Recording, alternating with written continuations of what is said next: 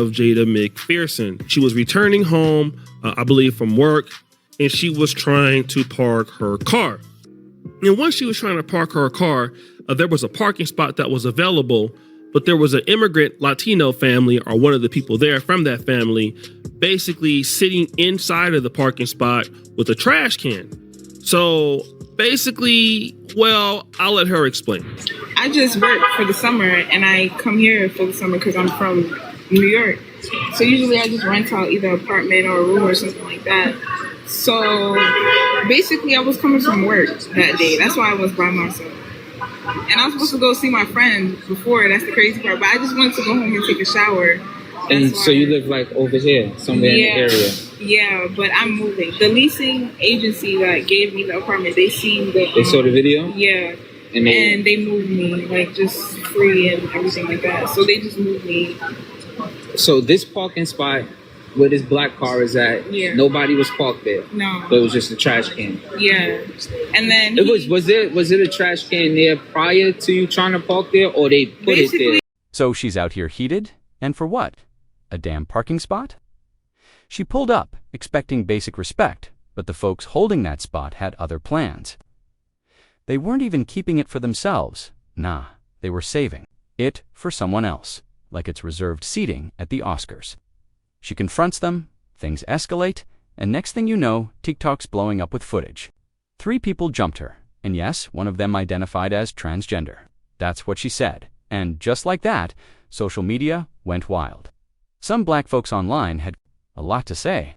Others pointed out something even colder. No black men were around to help her. Not one. Maybe a UPS guy somewhere, maybe not even black.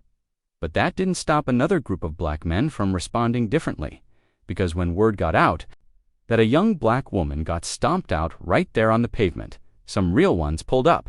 Not just tweeting, not just hashtagging, they stood in that same spot and said loud and clear, "This is not happening again." They called out the cowards, and you could feel the energy shift. The whole block went tense. They weren't bluffing either. They said if you mess with black women, you're going to see the whole damn zoo on your doorstep. And they meant it. Didn't matter if it was Brooklyn, the Bronx, or Beverly Hills. If you attack a black woman, they coming. And all that fake apologizing from the attackers once folks showed up. Too late. These men saw the video. Saw someone kicking a woman already on the ground. Nah, that ain't sliding. And let's be real. If that woman had been white, there'd be candlelight vigils. If she were Jewish, half of New York would have shut down. But because she was a black woman, y'all thought it was just another day. Thought it would fade like yesterday's news. But this time, it didn't. 20-30 warriors showed up. Marcus Garvey flags waving, voices raised, presence felt. Shout out to Brother George from Street Media TV for catching the whole thing on film. The same folks who acted tough during the fight, now the Latino community trying to distance themselves from the drama, talking about we had nothing to do with it. Funny how that works. When the smoke clears and real people pull up, suddenly everyone's innocent. I know I'm late to this story, but after watching the videos over the past few days and hearing all the commentary, she made some valid points.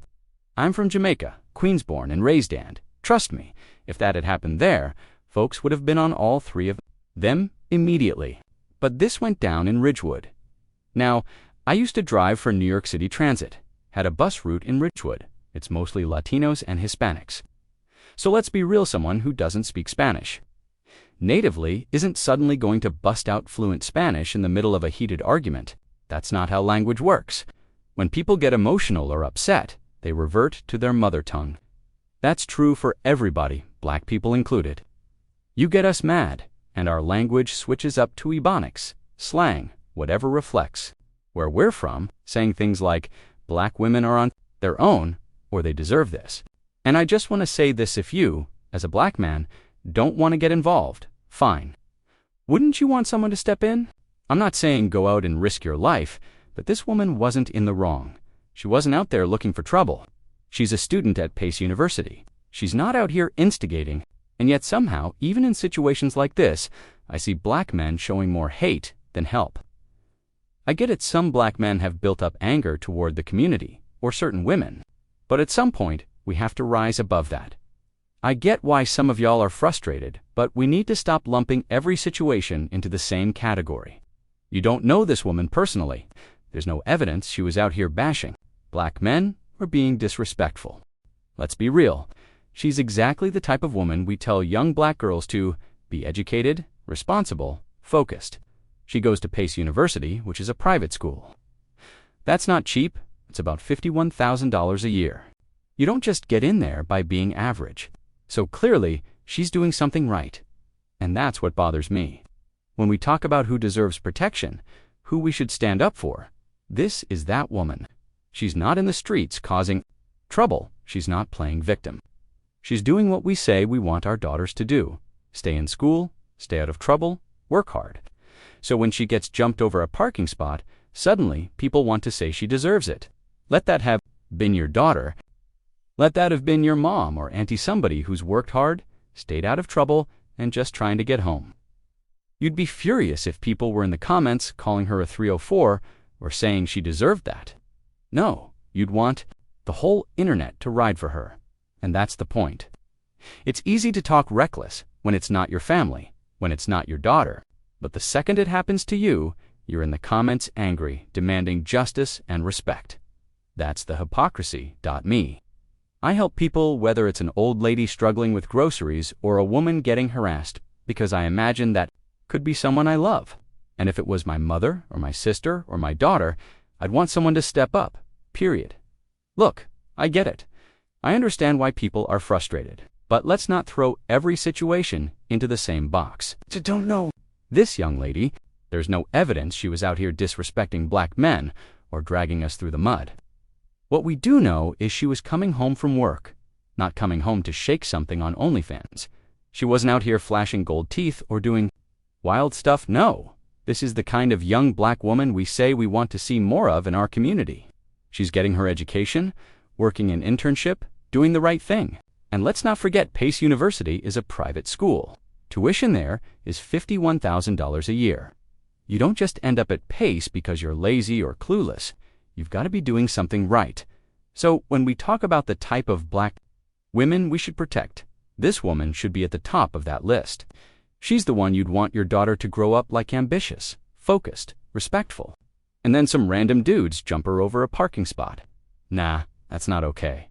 Let's flip it. What if it was your daughter, your mom, your aunt? If someone came online and started dragging them, calling them names, saying they deserved it, you'd be ready to fight.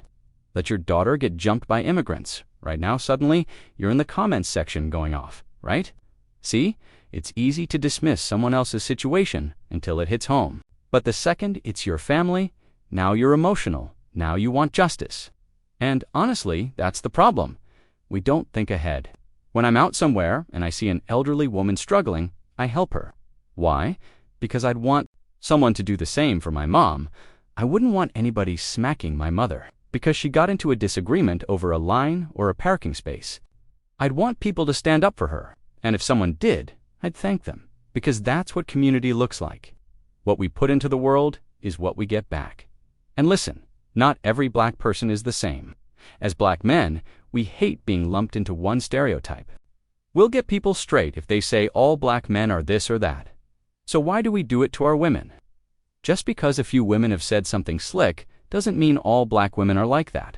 We've got to think bigger. Even if you didn't like the way those brothers stood up for her, the truth is they made an impact. Now, if someone else even thinks about trying something shady with another black woman, they might hesitate. And it doesn't matter if she's African, Caribbean, or American. That's a win for all of us. Because if that was your mom, your sister, or your daughter, and you weren't there to protect her, you'd want someone to step in.